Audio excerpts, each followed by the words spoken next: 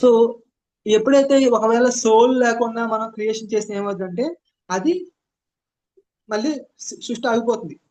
So, సృష్టి ఎందుకు ఆగిపోతుందంటే, మనం తిరిగి మొదటి దాన్ని క్రియేట్ చేసే అవకాశం ఉంది. మళ్ళీ రిడెండెన్స్ వచ్చేస్తుంది.